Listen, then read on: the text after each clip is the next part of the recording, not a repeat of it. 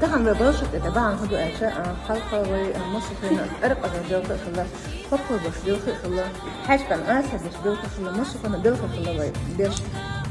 جوك سوق مو خلو تبيه ده هجم سجن هو إيش مكتير فوق ده شو لا قد وقت عني جوك أبو سجن جوك ما أوصل خلصنا ثم خ جوك كلب وشو بي شو تريقونا ده هو شو خميرة يعني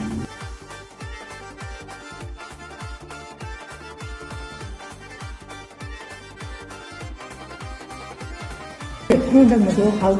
برنامج تنبيش إشتاء دلخ خلاص دكتور هم السلوك أجلس وغير شقها عشان دلخي خلش بغض يعني نوخش بغض قاعد مشروشي نوخش غدر كيافيو غدر ناقص تودر دول أفتغن ويحاول تسمبياش دلخي بو هاد تسمبين بياوش عندهم وعويق عن كورزور بو يوزنغو نشيرو هيب تايفاني أمشي أشكيتش بي بكر داو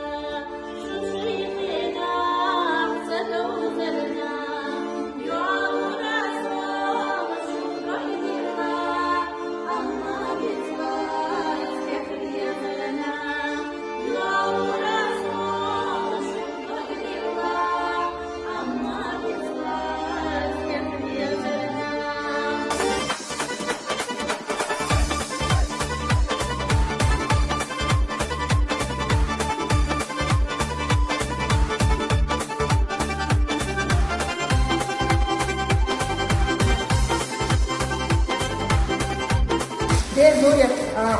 جلسة أقل فرشة سكرت هنا أول شيء وصل جنبش خلاص جلسة أو شخصا طب ناخد أقل كل البحر هو ده تحت خمسة فريق أول سنة ولا تاجر بده كيف قناعي أمشي لك ويدا